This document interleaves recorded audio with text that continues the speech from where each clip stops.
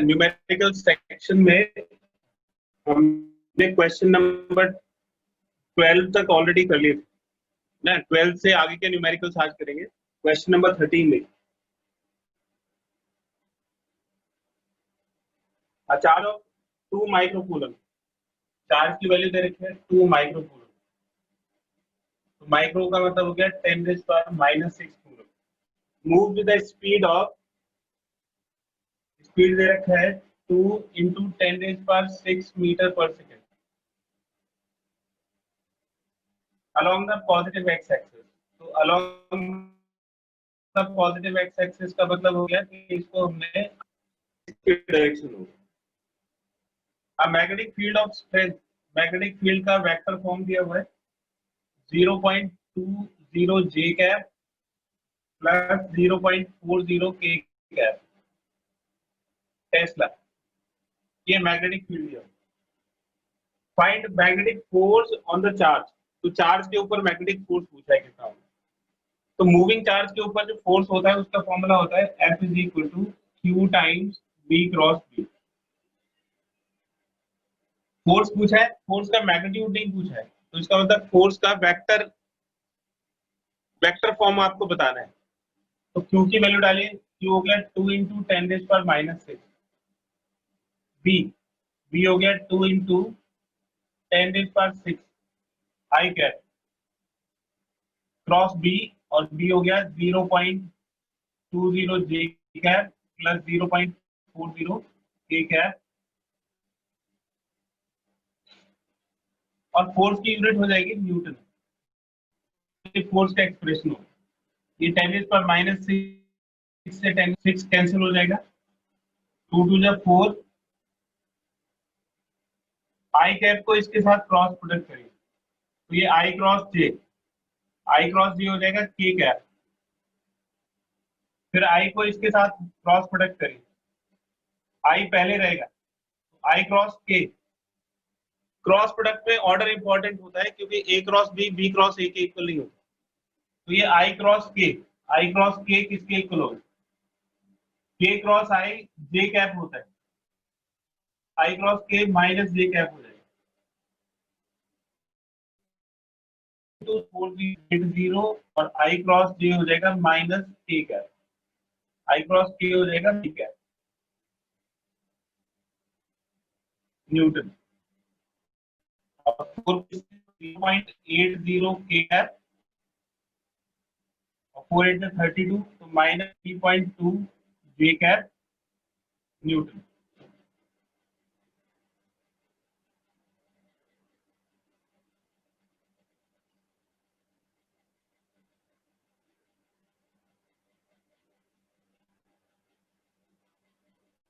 ये 2 हमने 2 बार मल्टीप्लाई कर दिया, 2 × 4 4 = 16 हो जाएगा। तो 4 तो हमने पहले ही निकाल लिया बाहर, और ये 0.4 बचेगा।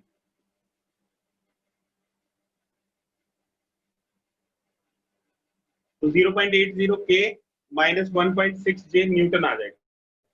इसका एक स्क्रीनशॉट ले लीजिए।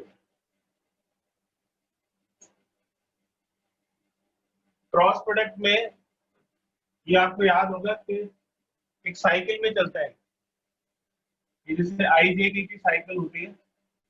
अगर इसका ऑर्डर रिवर्स करोगे तो नेगेटिव आ जाएगा, तो I के बाद J यानी कि I क्रॉस J K के इक्वल होगा। और अगर इसका ऑर्डर रिवर्स करोगे तो J cross I minus K के इक्वल होगा। फिर J क्रॉस K I, और ऑर्डर रिवर्स करोगे तो K क्रॉस J हो जाएगा माइनस I। फिर K के बाद I आएगा, यानी कि K क्रॉस I J के। अगर इसका ऑर्डर रिवर्स करोगे तो I cross K minus J के इक्वल होगा।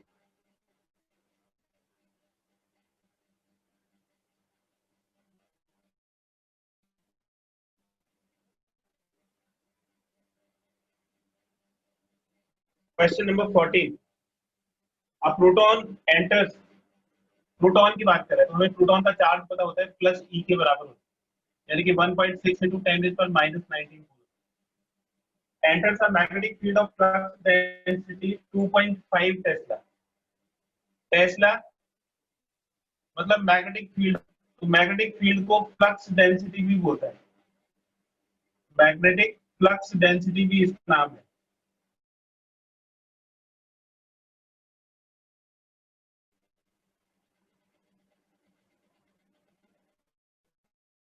विद वेलोसिटी दे रखी है 1.5 into 10 raised power meter per second at an angle of 30 degree with the field। Velocity का फील्ड के साथ angle the force on the proton, proton के ऊपर force निकालो। तो इसमें डायरेक्शन तो कुछ दी नहीं हुई है, तो हम मैग्नीट्यूड का फॉर्मूला लगाएंगे q b b sin theta. तो q हो जाएगा 1.6 into 10 raised power minus 19, b 1.5 into 10 raised power 7, b 2.5 और sin थीटा मतलब sin 30। sin 30 हो गया 1/2। थीटा की वैल्यू 30 डिग्री डालेंगे और sin 30 की वैल्यू हो जाएगी 1/2। 2 से इसको कैंसिल करिए 0.8 आ जाएगा। 15 8 या 120, तो ये 1.2 आ गया इनटू 2.5 और ये 10 का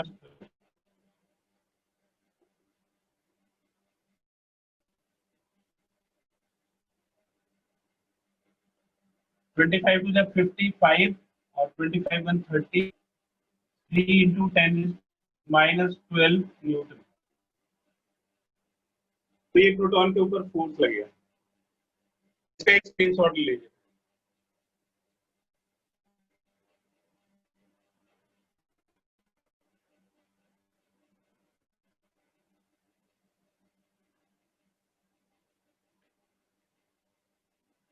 क्वेश्चन नंबर 15 देखें। A long straight wire carries a current of 2.5 ampere.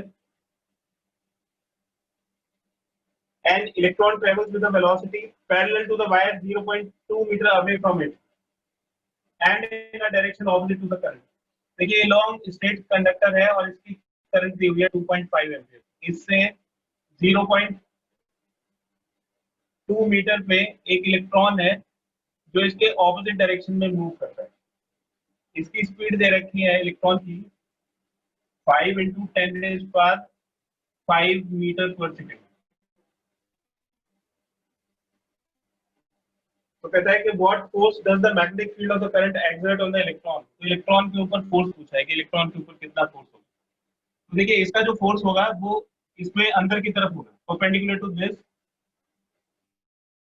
तो यहाँ पे जो मैग्नेटिक फील्ड है वो इसके अंदर की तरफ होगा और मैग्नेटिक फील्ड की वैल्यू होती है स्ट्रेट कंडक्टर की mu naught I upon 2 pi R. ये मैग्नेटिक फील्ड होगा। तो ये वाला मैग्नेटिक फील्ड इसके ऊपर फोर्स लगाएगा। इन दोनों के बीच में कितने डिग्री का एंगल होगा और फोर्स की क्या डायरेक्शन होगी। तो देखिए ये अंदर की तरफ फोर्स है और ये नीचे की तरफ मूव कर रहा है और ये नेगेटिव चार्ज है। फोर्स की डायरेक्शन किसके अलोंग आती है? F is equal to Q times B cross Q। अब यहाँ पे जो ये इलेक्ट्रॉन है Q की वैल्यू होगी माइनस ई B क्रॉस Q। तो ये B क्रॉस B के नेगेटिव की तरफ होगा। B क्रॉस B इसकी डायरेक्शन आएगी और माइनस से मल्टीप्लाई करोगे तो ऑपोजिट हो जाएगा। तो B क्रॉस B की डायरेक्शन को देखो, ये इलेक्ट्रॉन का वेलोसिटी वेक्टर नीचे और ये जो क्रॉस है ये बता रहा है कि राइट साइड में है, तो इसका मैग्नेटिक फील्ड बोर्ड के परपेंडिकुलर अंदर की तरफ होगा। तो ये सिचुएशन हो गई, मैग्नेटिक फील्ड बोर्ड के अंदर की तरफ हो गया और ये वेलोसिटी वेक्टर हो गया। अब मेरी तरफ से जिस तरफ मैं खड़ा हुआ हूँ B क्रॉस B, तो B से B की तरफ चल रहा है। B cross B clockwise rotation आ रहा है। तो क्लॉकवाइज रोटेशन में जो फोर्स है वो किस तरफ लगेगा? उस तरफ लगेगा, यानी कि B क्रॉस B की डायरेक्शन उस तरफ होगी। B क्रॉस B ऐसे आएगा, लेकिन माइनस से मल्टीप्लाई करोगे तो फोर्स की डायरेक्शन इस तरफ हो जाएगी। तो जो फोर्स है वो इस तरफ लगेगा।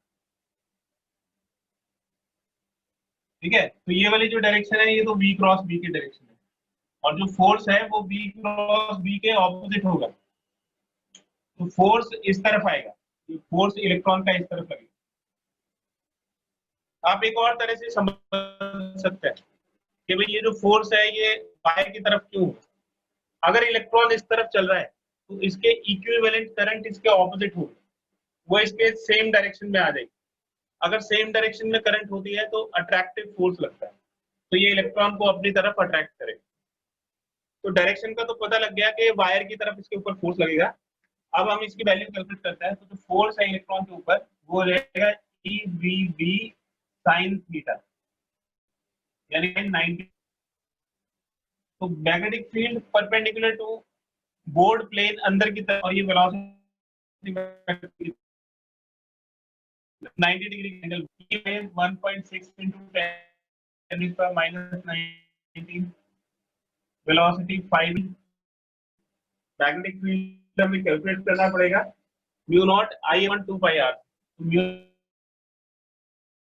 नॉट की वैल्यू 4 आई इंटू 10⁻⁷। करंट हो गया 2.5 2 पाई, और आर की वैल्यू हो गई 0.2 मीटर, ये 0.2 हो। तो 2 पाई से 2 टाइम्स कट जाएगा, ये 2 से ये कट जाएगा 0.1,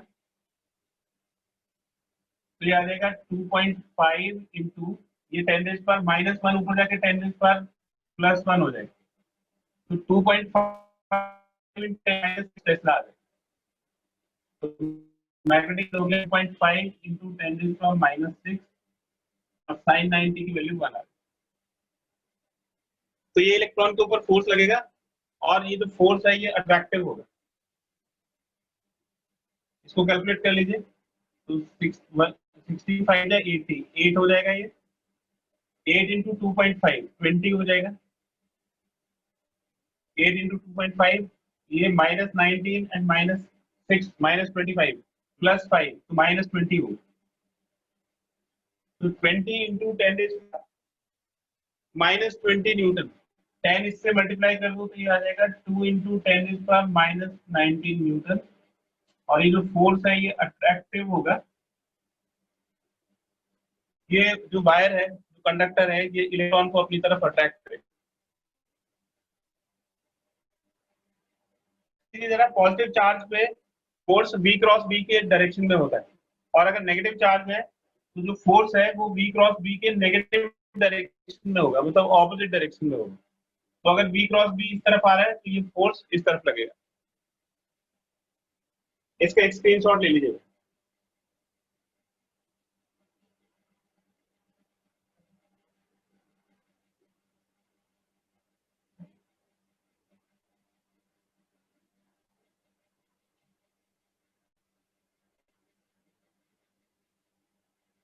क्वेश्चन नंबर 16।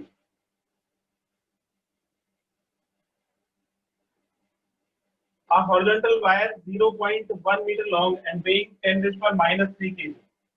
ये एक हॉरिजॉन्टल वायर है और इसकी लेंथ दे रखी है 0.1 मीटर। 0.1 मीटर इसकी लेंथ है, और इसका जो वेट है,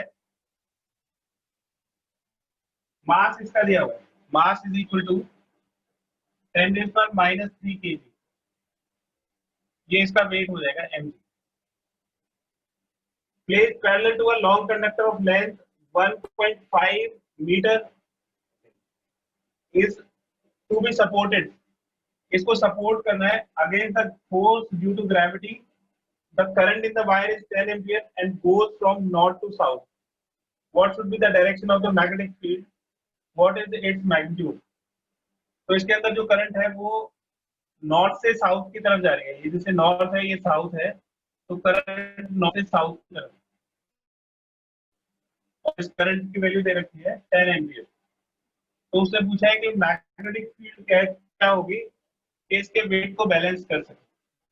तो वेट को बैलेंस करने के लिए जो मैग्नेटिक फोर्स है वो इसके ऑपोजिट होना चाहिए। तो जो मैग्नेटिक फोर्स है वो इसके वेट को बैलेंस करेगा। F is equal to mg।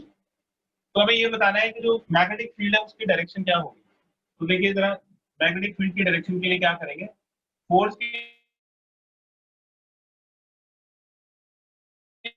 जो डायरेक्शन है वो रियल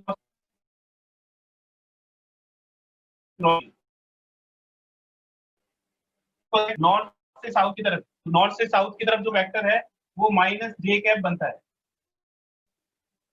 नॉर्थ से साउथ की तरफ वेक्टर -j क्यों होगा? देखिए जरा, ये डायरेक्शन है, ये ईस्ट है, ईस्ट की तरफ आई कैप, वेस्ट की तरफ -i कैप, ये नॉर्थ की तरफ j कैप होता है और साउथ की तरफ -j cap. Upward k cap, और डाउनवर्ड माइनस के कैप, ये डायरेक्शन होती है। तो ये नॉर्थ से साउथ की तरफ है, तो नॉर्थ से साउथ की तरफ कौन सा वेक्टर आएगा, माइनस जे कैप। तो करंट एलिमेंट की जो डायरेक्शन है वो माइनस जे कैप होगी, तो मैग्नेटिक फील्ड किस डायरेक्शन में होगा। ठीक है, तो हम इसको क्या ले सकते हैं, या तो आई ले सकते हैं या माइनस आई ले सकते हैं। तो देखिए जे क्रॉस आई होता है, जे क्रॉस आई माइनस के इक्वल होता है, माइनस के इंटू माइनस प्लस के, तो ये करेक्ट है और ये रॉन्ग। तो मैग्नेटिक फील्ड की जो डायरेक्शन है वो आई कैप की तरफ होगी। मैग्नेटिक फील्ड की डायरेक्शन आई कैप करेक्ट है, और आई कैप का मतलब ईस्ट, तो therefore magnetic field is towards east. तो ईस्ट की डायरेक्शन में मैग्नेटिक फील्ड लगाना पड़ेगा। अब वो मैग्नेटिक फील्ड होगा कितना, उसको इससे निकालेंगे। तो मैग्नेटिक फील्ड जो फोर्स लगाएगा उसका मैग्नीट्यूड इसके वेट को बैलेंस करेगा, मतलब ये दोनों एक दूसरे के ऑपोजिट और इक्वल होंगे। तो जो मैग्नेटिक फोर्स है करंट कंडक्टर के ऊपर, वो I L B sine theta होगा, तो साइन 90 डिग्री होगा। नॉर्थ साउथ और मैग्नेटिक फील्ड हो गया ईस्ट की तरफ, तो नॉर्थ साउथ और ईस्ट में ये देखिए ये वाला एंगल 90 डिग्री होगा। तो करंट एलिमेंट और बी के बीच में 90 डिग्री का एंगल बनेगा, एम इंटू जी के बराबर। साइन 90 की वैल्यू हो गई 1, तो आई एल बी हो गया एम जी, तो मैग्नेटिक फील्ड हो गया M G divided by I into L. अब इन सब की वैल्यूज हमें पता है, पुट कर दीजिए। तो मास हो गया 10⁻³ जी, जी 9.8, करंट 10 एम्पियर, और एल हो गया 0.1 मीटर। तो 10 से 0.1 कट जाएगा, और ये 9.8 इंटू 10⁻³ टेस्ला मैग्नेटिक फील्ड हो जाएगा। ठीक है, तो मैग्नेटिक फील्ड की वैल्यू कितनी होगी, 9.8 इंटू 10⁻³ टेस्ला, और डायरेक्शन क्या हो जाएगी, ईस्ट की तरफ। तो इतना मैग्नेटिक फील्ड अगर हम ईस्ट की तरफ लगाएंगे तो वायर के वेट को मैग्नेटिक फील्ड का फोर्स बैलेंस कर लेगा, दोनों इक्वल और ऑपोजिट हो जाएंगे। इसका एक स्क्रीनशॉट ले लीजिए।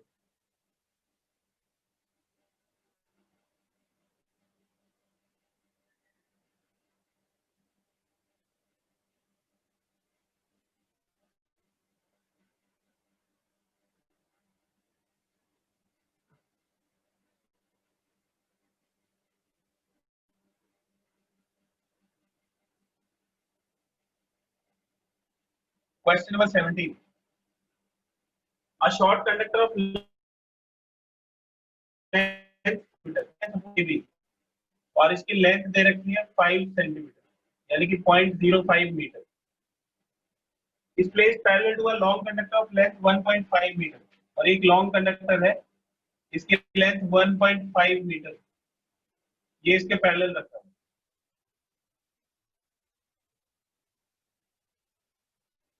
Near its center, the conductors carry current 4 ampere and 3 ampere respectively in the same direction.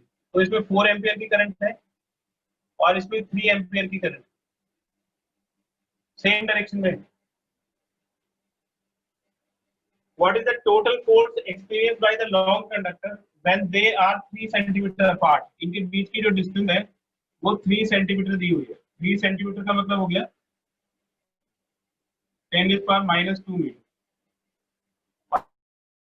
और इसको हम 5 इंटू 10⁻² मीटर लेंगे।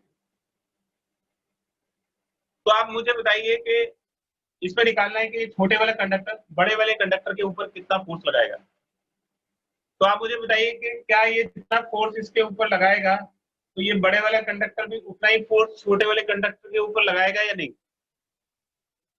तो न्यूटन थर्ड लॉ कहता है कि अगर कोई एक बॉडी दूसरी बॉडी के ऊपर फोर्स लगा रही है तो दूसरी बॉडी भी उसके इक्वल और ऑपोजिट फोर्स लगाएगी।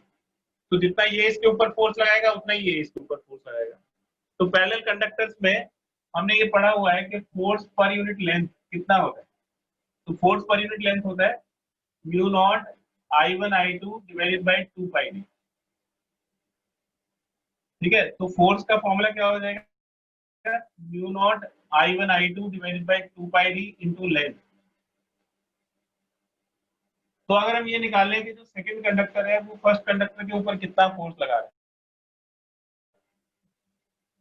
है, तो दोनों में सेम करंट है, तो ये दोनों एक दूसरे के ऊपर अट्रैक्टिव फोर्स लगाएंगे। तो म्यू नॉट की वैल्यू इसमें डाल दीजिए, 4 पाई इंटू 10⁻⁻7।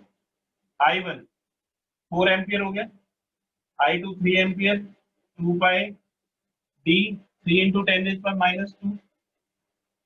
और ये छोटे वाले कंडक्टर के ऊपर फोर्स निकाल लेते हैं। तो इसकी लेंथ दे रखी है कि 5 इंटू 10⁻² मीटर। ठीक है, तो ये फोर्स हो गया।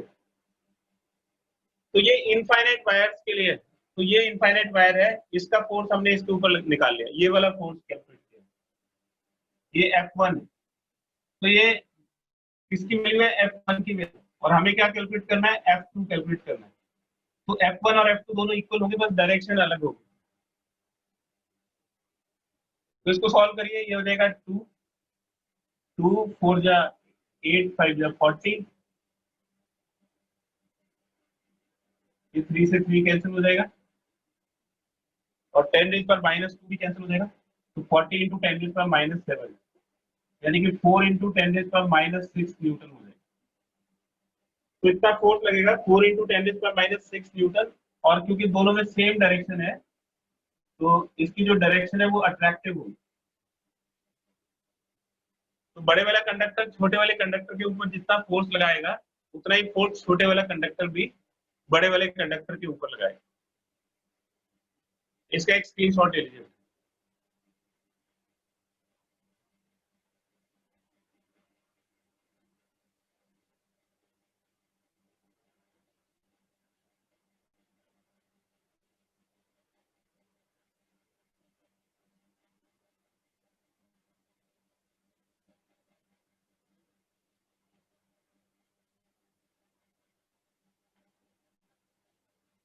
तो ये जो मैं क्वेश्चन कर रहा हूँ, ये आपके काम तभी आएंगे जब आप खुद से इन क्वेश्चंस को ट्राई करो। अगर आप ये सोच लोगे कि मेरे करने से हो जाएगा, ये तो नहीं होगा। तो आप जरूर इन क्वेश्चंस को खुद से करिएगा। Question number 18, calculate the torque on a 100 turn rectangular coil. तो नंबर ऑफ टर्न दिया हुआ है 100। रेक्टेंगुलर कॉइल है, लेंथ 0.4 मीटर, लेंथ दे रखी है 0.4 मीटर, और ब्रेथ दे रखी है 0.20 metre, carrying a current of 10 ampere, 10 ampere की current. When plate making an angle of 60 degree with a magnetic field,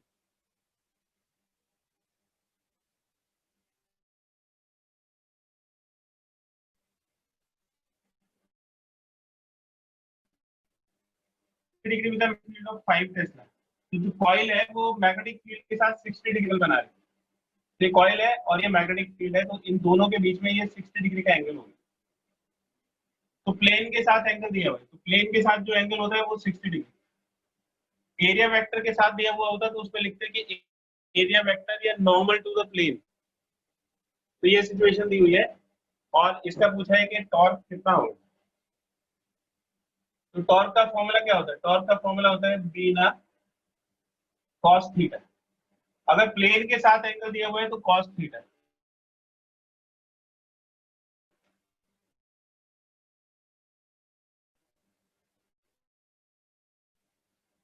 और अगर नॉर्मल वेक्टर के दिया साथ दिया वो साइन 5 ऐसा दिया। तो देखिए 5 हो गया, करंट हो गई 10 एम्पियर, n टर्न 100 हो गया, area length into breadth 0.4 into L into B, 0.4 into 0.2, and cos theta. Cos theta is cos 60 degree.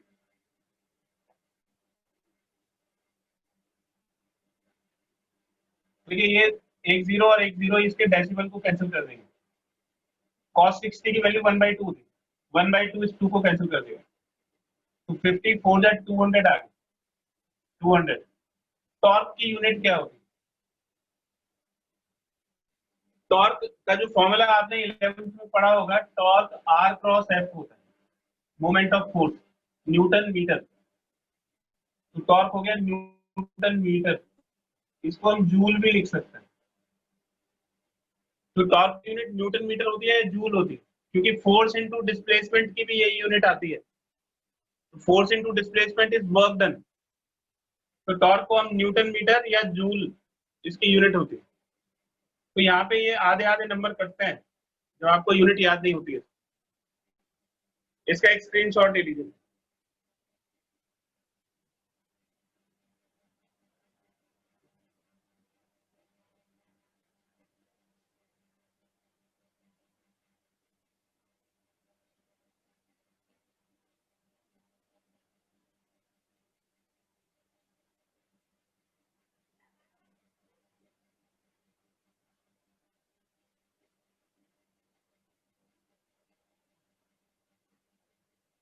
Question number 19 देखिए। A toroid has a core of inner radius 0.20 metre. तो inner radius की value दे रखी है 0.20 metre.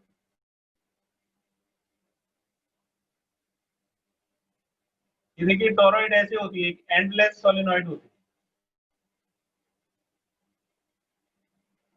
ये R1 की value दे रखी है, ये R1 है 0.20 metre and outer radius 0.22 metre. ये आउटर रेडियस है R2। R2 is 0.22 metre. इससे हम इसके कोर की रेडियस निकाल सकते हैं। ये कोर इसके सेंटर पे होगी। कोर की जो रेडियस है वो स्मॉल आर मीन रेडियस होता है, यानी कि R1 प्लस R2 बाई 2 तो देगा 0.20 plus 0.22 divided by 2 0.42 divided by 2 तो ये 0.21 मीटर आ गया। तो कोर की जो रेडियस है वो 0.21 मीटर हो गया। Which 4200 turns of a wire are bound. Number of turns दिया हुआ है, number of turns is equal to 4200। Capital N की वैल्यू दे रखी है। If the current in the wire is 10 ampere, current दिया हुआ है 10 एम्पियर। वायर में जो करंट है वो 10 एम्पियर है।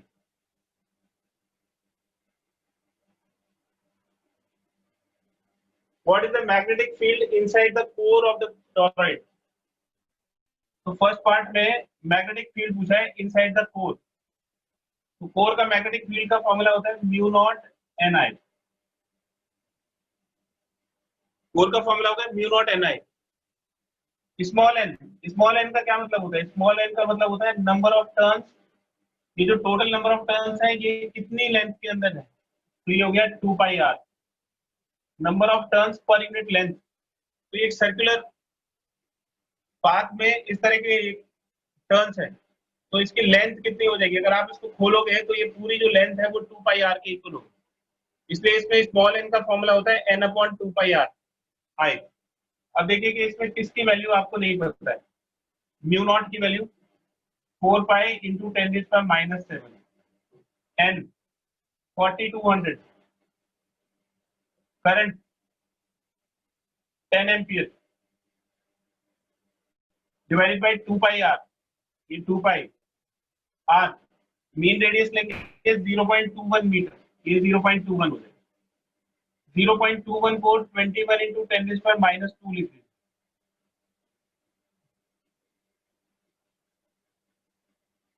तो देखिए 2 पाई से 4 पाई कैंसिल हो जाएगा 2 टाइम्स। 21 से इसको कैंसिल करिए 200 तो ये 2 इंटू 2 4। 10 की पावर को काउंट करिए, ये ऊपर जाके पॉजिटिव हो जाएगा। 2 पावर इसमें, 1 पावर इसमें 3 और 2 पावर इसमें 5 हो गए। तो 10⁻⁷ इंटू 10⁵ 10⁻²। तो कोर का जो मैग्नेटिक फील्ड है वो 4 इंटू 10⁻² टेस्ला हो गया। 4 इंटू 10⁻² टेस्ला का मतलब हो गया 0.04 टेस्ला। इसका दूसरा पार्ट देखिए। दूसरे पार्ट में उसने पूछा है कि magnetic field outside the toroid, outside कितना मैग्नेटिक फील्ड होगा? तो इसके outside magnetic field 0।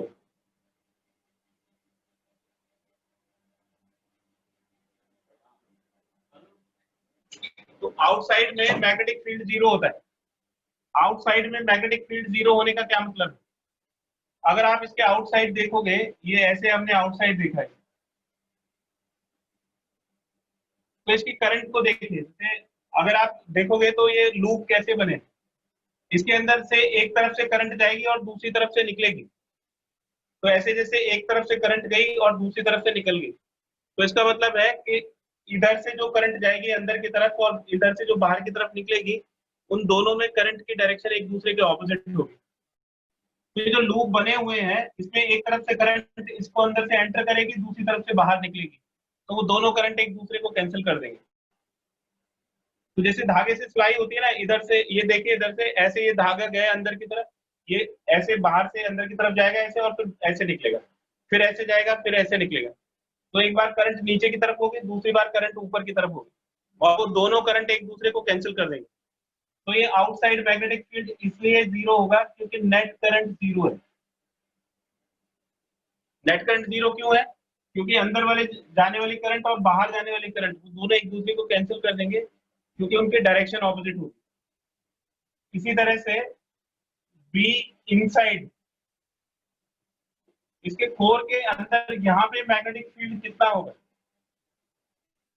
Be inside. तो कोर के अंदर जो मैग्नेटिक फील्ड है, एम्प्टी स्पेस, ये जो खाली स्पेस है इसके अंदर, तो अगर यहाँ से आप एक एम्पीरियल लूप बनाओगे, इस स्पेस के अंदर आप एम्पीरियल लूप बनाओ, तो इसके अंदर कोई करंट नहीं होगी, तो इसका भी जीरो होगा, और इसका भी यही रीजन होगा कि कोई करंट नहीं है। तो आउटसाइड में तो ये जो दोनों करंट है ये एक दूसरे को कैंसिल कर देती है, नेट करंट जीरो हो जाता है। और ये जो अंदर की तरफ जो खाली स्पेस है, इसमें तो कोई करंट है ही नहीं, क्योंकि उसके अंदर वायर ही नहीं है, वायर तो सिर्फ कोर पे लिपटा हुआ है। तो इस वजह से ना तो बाहर कोई मैग्नेटिक फील्ड होता है, ना अंदर जो खाली स्पेस होता है उसमें कोई मैग्नेटिक फील्ड होता है। तो ये जो लूप्स हैं इनके अंदर ही मैग्नेटिक फील्ड होगा, और कोर पे जो मैग्नेटिक फील्ड आएगा वो 0.04 टेस्ला हो जाएगा। ये बड़ा इंपॉर्टेंट क्वेश्चन है, इसलिए तीनों चीज को याद रखिए कि अंदर कोई मैग्नेटिक फील्ड नहीं होगा और बाहर भी कोई मैग्नेटिक फील्ड नहीं होगा, और उन दोनों का रीजन है कि नेट एसोसिएटेड करंट, जो थ्रेडेड करंट है एम्पीरियल लूप में, वो जीरो होगी। इसका एक स्क्रीनशॉट ले लीजिए।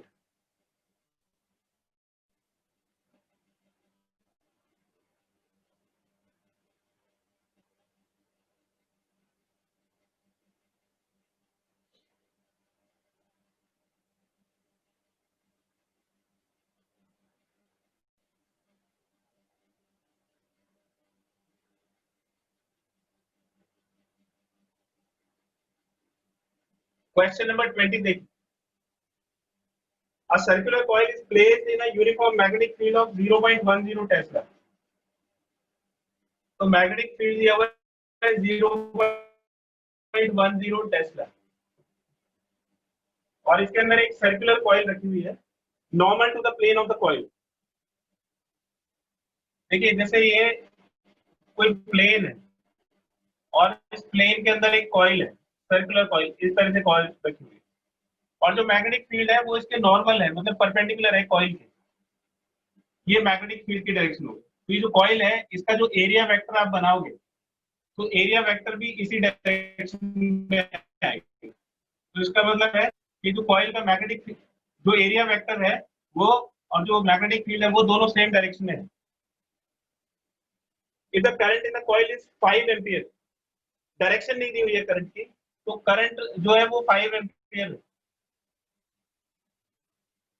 तो इसका जो मैग्नेटिक मोमेंट होगा, टॉर्क हमें कैलकुलेट करना है, तो मैग्नेटिक मोमेंट अगर इसमें एंटी क्लॉकवाइज सेंस में करंट है तो मैग्नेटिक मोमेंट बाहर की तरफ होगा, ये NIA वेक्टर, इसको बोलते हैं मैग्नेटिक मोमेंट। तो एंटी क्लॉकवाइज सेंस में करंट होती है तो मैग्नेटिक मोमेंट आउटसाइड होगा, और अगर क्लॉकवाइज सेंस में होगी तो इनवर्ड होगा, लेकिन दोनों ही डायरेक्शन में ये इसके पैरेलल रहेगा, एरिया वेक्टर के पैरेलल रहेगा। तो अब कहता है कि total torque on the coil बताइए कि कॉइल पर कितना टॉर्क लगेगा। तो टॉर्क का फॉर्मूला होता है M क्रॉस B, बिल्कुल इलेक्ट्रोस्टैटिक्स की तरह, जैसे इलेक्ट्रोस्टैटिक्स में होता है ना P cross C, P cross C की तरह। तो ये तो है डाइपोल मोमेंट, ये मैग्नेटिक डाइपोल मोमेंट है, ये इलेक्ट्रिक फील्ड है, ये मैग्नेटिक फील्ड है, दोनों में एक ही जैसा फॉर्मूला होता है। M क्रॉस B जीरो हो जाएगा, M cross B is equal to zero, क्योंकि M और B दोनों एक दूसरे के पैरेलल है। और जो पैरेलल वेक्टर्स होते हैं उनका क्रॉस प्रोडक्ट 0 होता है। आप वैसे भी देखिए तो एम बी साइन थीटा, तो थीटा अगर 0 होगा या 180 डिग्री होगा, दोनों ही केसेस में टॉर्क 0 आ जाएगा। दूसरी तरह से भी देख सकते हो, torque is equal to M B sine theta. M अगर बी के पैरेलल है तो इसका मतलब साइन थीटा की वैल्यू या तो साइन 0 डिग्री के बराबर होगी यानी कि 0 होगा, या साइन थीटा साइन 180 डिग्री के इक्वल होगा, sine 180 degree is equal to 0। तो दोनों ही केसेस में टॉर्क 0 हो जाएगा। तो आप क्रॉस प्रोडक्ट से कर सकते हो कि एम बी के पैरेलल है, या ऐसे भी बता सकते हो कि टॉर्क का मैग्नीट्यूड 0 के इक्वल आ जाएगा। फिर उससे पूछा है कि total force on the coil बताइए कि कॉइल के ऊपर कितना फोर्स लगेगा। टोटल फोर्स 0 होगा, 40 इसलिए होगा कि इसके देखो मैग्नेटिक फील्ड में एक तो इस तरफ आ रहा है, एक इस तरफ हो रहा है, डाइपोल है। डाइपोल में फोर्स हमेशा 0 होता है। हमने इलेक्ट्रोस्टैटिक्स में भी पढ़ा था कि अगर डाइपोल को हम इलेक्ट्रिक फील्ड के अंदर रखेंगे तो नेगेटिव और पॉजिटिव चार्ज का जो फोर्स है वो एक दूसरे को कैंसिल कर देगा। उसी तरह से इसके जो दो पार्ट होंगे, एक तरफ एक डायरेक्शन में करंट होगी, एक बार दूसरी डायरेक्शन में करंट होगी, तो इसमें जो फोर्सेस लगेंगे वो एक दूसरे को कैंसिल कर देंगे। तो जो डाइपोल है, जिस तरह से इलेक्ट्रिक डाइपोल होता है उसी तरह से जो लूप है ये एक मैग्नेटिक डाइपोल का काम करता है। और अगर किसी भी डाइपोल को आप यूनिफॉर्म मैग्नेटिक फील्ड के अंदर रखोगे तो उसका जो फोर्स है वो 0 हो जाएगा, because force on a magnetic dipole is always 0।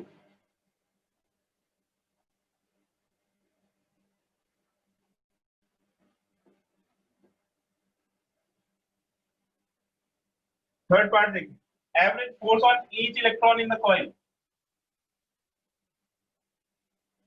Average force बताना है इस इलेक्ट्रॉन के ऊपर। अगर इसके अंदर आप इलेक्ट्रॉन को देखोगे तो वो किस एवरेज वेलोसिटी के साथ मूव कर रहा है। अब इसमें करंट इलेक्ट्रिसिटी का एक कॉन्सेप्ट आ गया। करंट किसकी वजह से होता है? तो करंट होता है ड्रिफ्ट वेलोसिटी की वजह से। तो जो एवरेज वेलोसिटी है वो ड्रिफ्ट वेलोसिटी हो जाएगी, और वो मूव कर रहे हैं इसलिए करंट इस तरफ। तो करंट क्या चीज है? Current is an outcome of average velocity of electrons and that is called drift velocity. तो ड्रिफ्ट वेलोसिटी हम निकाल सकते हैं। एवरेज फोर्स ऑन इलेक्ट्रॉन क्या हो जाएगा? एवरेज फोर्स ऑन इलेक्ट्रॉन हो जाएगा E B B sine theta. तो यहाँ पे एवरेज है, ये एवरेज है, तो ये भी एवरेज आएगा, और जो एवरेज वेलोसिटी है उसको हम ड्रिफ्ट वेलोसिटी बोलते हैं। तो ड्रिफ्ट वेलोसिटी कैसे निकलता है? आई अपॉन एन ई ए, ये फॉर्मूला होता है I is equal to N A B D. तो इससे हम ड्रिफ्ट वेलोसिटी की वैल्यू निकाल लेंगे तो ये आई अपॉन एन ई ए हो जाएगा। तो हमने यहाँ पे ड्रिफ्ट वेलोसिटी की वैल्यू डाल दी, फिर बी और साइन 90 हो गया 1, तो ये ई से ई कैंसिल हो जाएगा।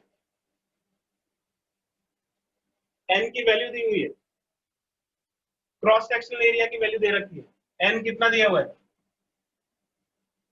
एन है इसमें फ्री इलेक्ट्रॉन डेंसिटी, और कॉपर में जो फ्री इलेक्ट्रॉन डेंसिटी होती है वो 10⁻29 पर मीटर क्यूब, ये एन की वैल्यू दे रखी है। और क्रॉस सेक्शनल एरिया दे रखा है 10⁻⁵ मीटर स्क्वायर, एक क्रॉस सेक्शनल एरिया हो। तो इनकी वैल्यू सब्स्टिट्यूट कर दीजिए। करंट हो गया कितना? 5 एम्पियर। एन की वैल्यू 10⁻29 पर metre cube. Cross sectional area 10⁻⁻5। और मैग्नेटिक फील्ड हो गया 0.10। फोर्स की यूनिट हो गई न्यूटन। तो ये हो जाएगा 5 इंटू 10⁻29 को ऊपर ले जाके लिखेंगे 10⁻⁻29, 10⁻⁻5, 10⁻5 हो जाएगा, और 0.1 हो गया 10⁻⁻1।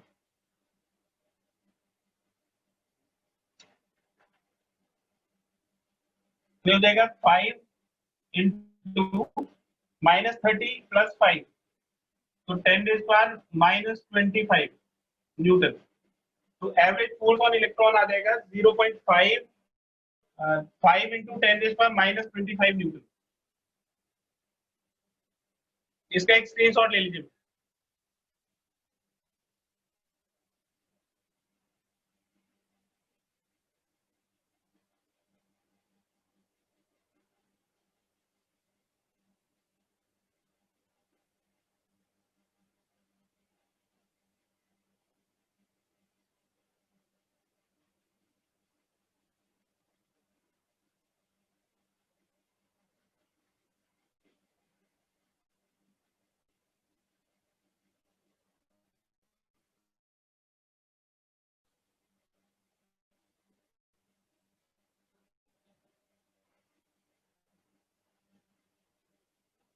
Question number 21 देखिए.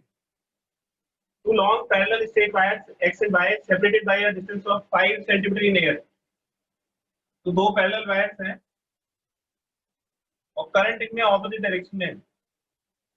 इनके बीच का जो डिस्टेंस है वो 5 सेंटीमीटर दिया हुआ है, यानी कि D is equal to 5 centimetre होगा. तो 5 सेंटीमीटर का मतलब हो गया 5 इंटू 10⁻⁻2 मीटर.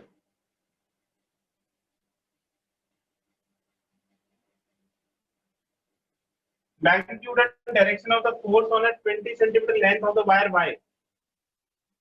तो ये जो Y वायर है इसकी 20 सेंटीमीटर लेंथ के ऊपर, इसकी लेंथ 20 सेंटीमीटर के ऊपर फोर्स कैलकुलेट करना है. इसके ऊपर कितना फोर्स लगेगा. तो देखिए इन दोनों में ऑपोजिट डायरेक्शन में करंट है. अगर ये ऑपोजिट डायरेक्शन में करंट होगी तो ये दोनों एक दूसरे को रिपेल करेंगे. तो डायरेक्शन तो हमें ऑलरेडी पता है कि रिपल्सिव डायरेक्शन होगी, यानी कि away from the wire x. और इसके ऊपर फोर्स कितना लगेगा. तो फोर्स पर यूनिट लेंथ का फॉर्मूला होता है mu not I1 I2 divided by 2 pi d. ये infinite current carrying parallel conductors के बीच का फोर्स है. फोर्स पर यूनिट लेंथ का फॉर्मूला है. तो अगर आपको फोर्स कैलकुलेट करना है तो जिस भी लेंथ पे फोर्स कैलकुलेट करना है उसको मल्टीप्लाई कर दीजिए. तो ये 2 पाई d इंटू एल हो जाएगा. अब इन सबकी वैल्यूज डालिए तो म्यू नॉट हो गया 4 पाई इंटू 10⁻⁷. I1 कितनी कितनी करंट दोनों में दी हुई है 10 एम्पियर और 5 एम्पियर. ये 10 एम्पियर ये 5 एम्पियर. फिर 10 इंटू 5 हो जाए. फिर 2 पाई डी हो गया 5 इंटू 10⁻⁻2 और लेंथ हो गया 20 सेंटीमीटर, यानी कि 20 इंटू 10⁻⁻2 न्यूटन. तो देखिए 2 पाई से ये कैंसिल हो जाएगा 2 टाइम्स, 10⁻⁻2 कैंसिल हो जाएगा. 5 से इसको कैंसिल कर दीजिए 2 टाइम्स. 2 टू जब 4, 4 5 जब 20 इंटू 20 400 इंटू 10⁻⁻7 न्यूटन. दो पावर इसमें मल्टीप्लाई कर दो तो 10⁻⁻5 आ जाए. तो फोर्स हो गया 4 इंटू 10⁻5 न्यूटन और इसकी डायरेक्शन हो गई रिपल्सिव. रिपल्सिव का मतलब है अवे फ्रॉम एक्स. तो ये वाई कंडक्टर के ऊपर फोर्स है अवे फ्रॉम एक्स.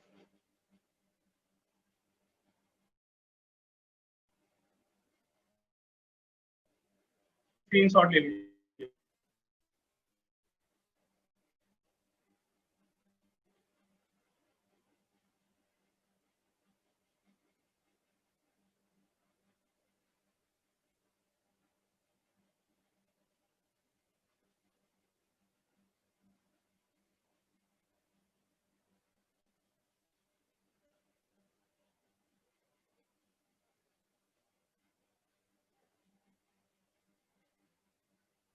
नेक्स्ट देखिए question number 22.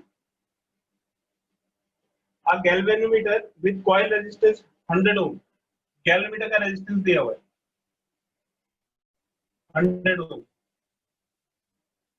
Show the full scale diffraction for 3 milliampere current. Full scale deflection यानी कि गैल्वेनोमीटर को कितनी मैक्सिमम करंट दी जा सकती है 3 मिली एम्पियर. मिली का मतलब हो गया 10⁻³ ampere. Calculate the value of resistance required to connect it into an ammeter of the range to convert it.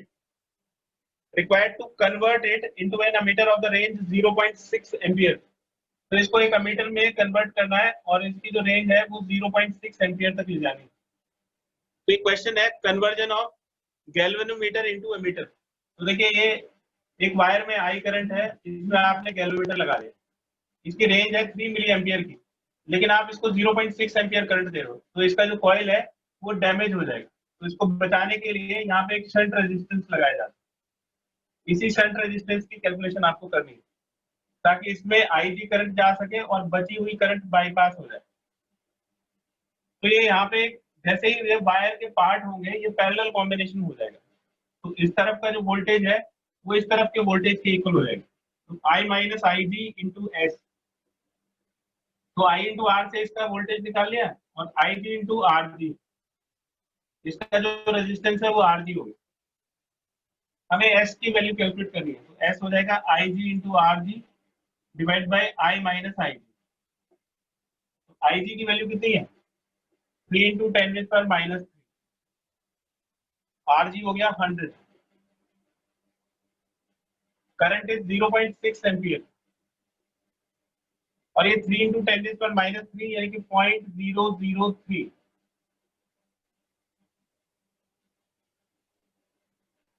तो आप देखेंगे ये नेग्लिजिबल है। मैंने आपको जब ये डेरिवेशन कराया था तो उस टाइम भी बताया था कि this is in most of the time this is negligible with respect to this, क्योंकि हमें इसकी रेंज बढ़ानी है। तो आई जी के रिस्पेक्ट में आई काफी ज्यादा होता है, मतलब ये नेग्लिजिबल है, आप इसको छोड़ सकते हो। तो हो जाएगा 3 इंटू ये 10⁻², 10⁻⁻1 हो जाएगा और ये 0.6, इसको हमने नेग्लेक्ट कर दिया, नेग्लिजिबल। तो 0.6 से इसको डिवाइड करोगे 5 आ जाएगा, 5 into 10⁻⁻1 Om.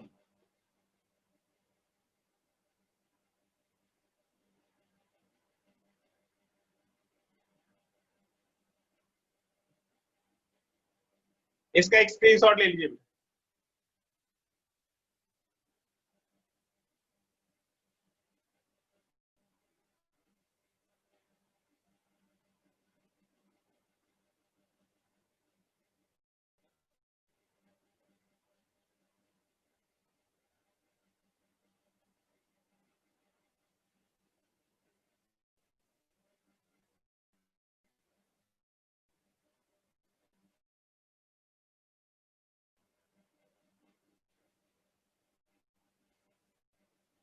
Calculate the value of the resistance needed to convert a galvanometer of resistance 200 ohm।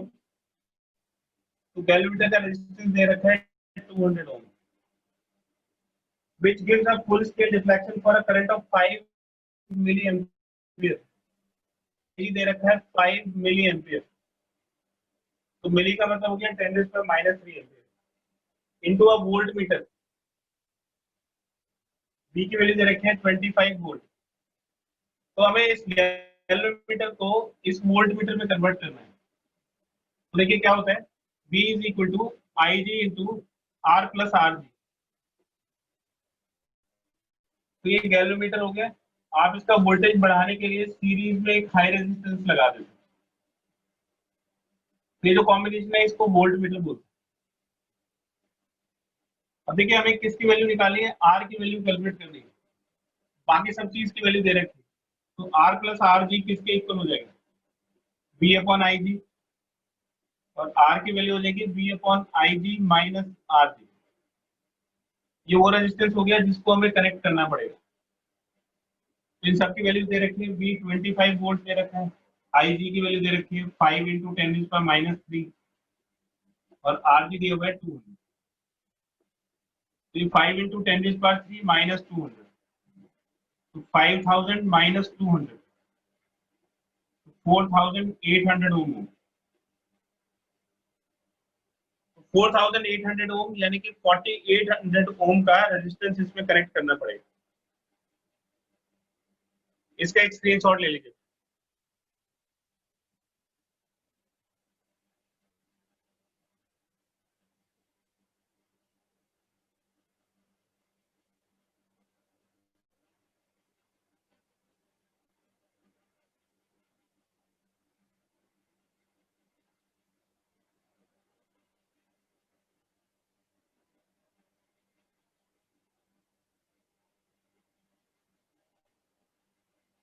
Question number 24.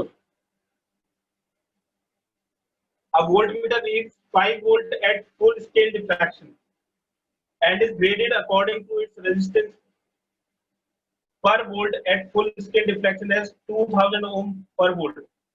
How will you convert it into a voltmeter that reads 15 volt at full scale diffraction? तो देखिए Vg की value दे रखी है। पहले जो voltmeter है उसकी रेंज कम है, 5 वोल्ट है, और हम इसकी रेंज को बढ़ा के 15 वोल्ट करना चाहते हैं। कैसे करेंगे, तो पहले वाला ही क्वेश्चन है, एक एक्स्ट्रा रेजिस्टेंस लगाएंगे सीरीज में, तो कैपिटल आर की वैल्यू पूछिए। रेजिस्टेंस दिया हुआ है, रेजिस्टेंस की वैल्यू दे रखी है आर जी 2000 ओम पर वोल्ट, ठीक है। तो आरजी की टोटल वैल्यू कितनी हो गई? 1 वोल्ट के लिए 2000 ओम है, तो 5 वोल्ट के लिए कितना हो जाएगा? 10,000 वोल्ट। तो कैलमीटर का जो रेजिस्टेंस है वो 10,000 वोल्ट है।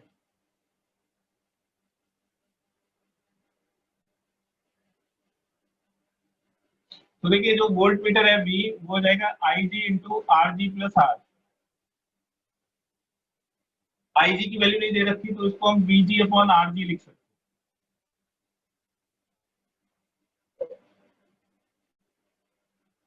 देखिए VG हो जाएगा, VG is equal to IG into RG। तो IG की वैल्यू हो जाएगी VG अपॉन RG। अब इसको मल्टीप्लाई कर दीजिए तो RG से कैंसिल हो जाएगा, ये VG प्लस इसको इससे मल्टीप्लाई करेंगे तो VG into R divide by RG। इसको इधर ले आइए, V माइनस VG, ये VG इधर आ जाएगा, RG मल्टीप्लाई हो जाएगा और VG नीचे आ जाएगा। ये हो गया कैपिटल RG। तो इतना रेजिस्टेंस कनेक्ट कर देंगे तो हम ये इसकी रेंज को बढ़ा सकते हैं। यानी कि जो वोल्ट मीटर 5 मीटर का है वो 5 वोल्ट का है वो 15 वोल्ट तक मेजर कर सकते हैं। इन सब की वैल्यू दे रखी है, V दे रखा है, VG दे रखा है, RG दे रखा है। तो इन सब की वैल्यू सब्स्टिट्यूट कर दीजिए। V माइनस VG यानी कि 15 minus 5 divide by VG 5 into RG, RG is 10,000 is equal to capital R। ये 10, ये 5, 2 हो गया और 2 को 10,000 से मल्टीप्लाई करोगे तो 20,000 ओम आ जाएगा। तो 20,000 ओम का रेजिस्टेंस अगर कनेक्ट करेंगे सीरीज में तो हम इस वोल्टमीटर की रेंज को 5 वोल्ट से 15 वोल्ट तक एक्सटेंड कर सकते हैं। इसका एक स्क्रीनशॉट ले लीजिए।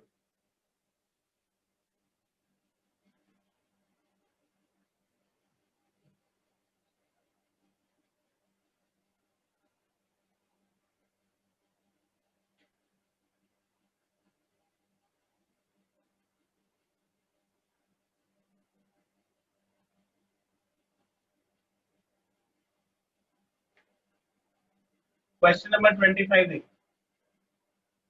Neutrons are accelerated in a cyclotron that has an oscillatory frequency. Frequency दे रखी 10 raised by 7 hertz. In a d radius, d का रेडियस दिया हुआ है 0.5 मीटर। तो सबसे पहले मैग्नेटिक फील्ड पूछा है, ठीक है। तो मैग्नेटिक फील्ड कैसे निकालेंगे? तो ये जो फ्रीक्वेंसी दे रखी है इसका फॉर्मूला होता है QB अपॉन 2πm। तो इससे हम B की वैल्यू निकाल सकते हैं, frequency into 2πm divided by Q। तो न्यूट्रॉन्स का चार्ज होना चाहिए, चार्ज ऑन न्यूट्रॉन, न्यूट्रॉन के ऊपर कितना चार्ज होता है? देखिए 1h1 होता है प्रोटॉन और 1h2 होता है न्यूट्रॉन। तो दोनों में सिर्फ मास का फर्क होता है। तो प्रोटॉन और न्यूट्रॉन में मास का फर्क है लेकिन चार्ज दोनों के ऊपर सेम है, 1 यूनिट चार्ज होगा। तो न्यूट्रॉन्स के ऊपर जो चार्ज है वो सेम ही होता है। क्वेश्चन में दिया हुआ है 1.6 इंटू 10⁻⁻19 कूलम और मास न्यूट्रॉन का कितना है 3.34 इंटू 10⁻⁻27 kg। तो अब इससे मैग्नेटिक फील्ड की वैल्यू कैलकुलेट कर सकते हैं। तो कितना हो जाएगा मैग्नेटिक फील्ड? फ्रीक्वेंसी 10⁻7 इंटू 2π, पाई 3.14 हो गया, मास हो गया 3.34 इंटू 10⁻⁻27 और चार्ज हो जाएगा 1.6 इंटू 10⁻⁻19।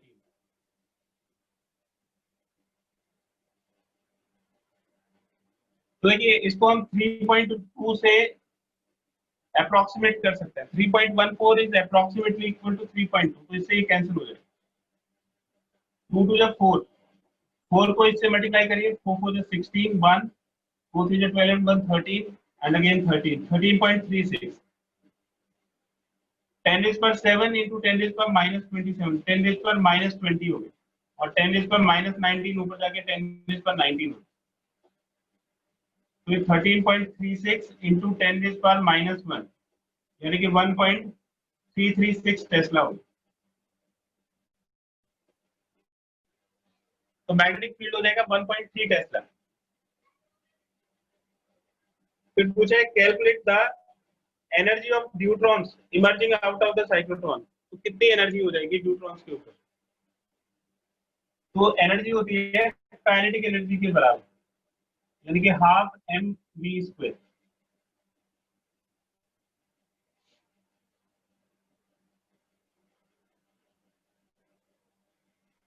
देखिए ये इसमें रिलेशन होता है कि जो R है वो mv/qd के इक्वल होता है, mv/qd। तो v की वैल्यू आ जाएगी qb r/m, इसका स्क्वायर। तो half m qb q² b² r² divide by m²। r की मैक्सिमम वैल्यू d की रेडियस के बराबर हो जाएगी, m से m कट जाएगा। तो मैक्सिमम काइनेटिक एनर्जी का फॉर्मूला हो जाएगा q² b² r/m। इसमें नहीं पूछा है कि मैक्सिमम काइनेटिक एनर्जी कितनी है, लेकिन इसमें पूछा है कि न्यूट्रॉन किस एनर्जी से बाहर निकलेंगे। तो बाहर कैसे निकलता है न्यूट्रॉन साइक्लोट्रॉन से? ऐसे ये जब बिल्कुल रेडियस के बराबर हो जाता है वहां से बाहर निकलता है। तो इसकी जो जब ये बाहर निकलेगा तो इसका जो रिवोल्यूशन है उसकी रेडियस कैपिटल R के बराबर होगी, यानी कि d के रेडियस के बराबर होगी। इन सब की वैल्यूज पुट कर दीजिए। तो Q हो जाएगा 1.6 इंटू 10⁻⁻19 स्क्वायर। मैग्नेटिक फील्ड हम निकाल चुके हैं 1.3। रेडियस ऑफ D दिया हुआ है क्वेश्चन में 0.5 और मास दिया हुआ है 3.34 इंटू 10⁻⁻27 और यूनिट हो जाएगी जूल। इसको आप कैलकुलेट करिएगा तो इतनी काइनेटिक एनर्जी के साथ न्यूट्रॉन्स निकलेंगे। तो अब देखिए आपको ये आइडिया हो गया। इन क्वेश्चंस को एक बार फिर से करिएगा जरूर, आपको फॉर्मूले याद हो जाएंगे। ठीक है, तो नेक्स्ट क्लास में आगे फिर इसको कंटिन्यू करेंगे। इसके सारे न्यूमेरिकल्स मैंने करा दिए, आपको एक बार ये जरूर करना है।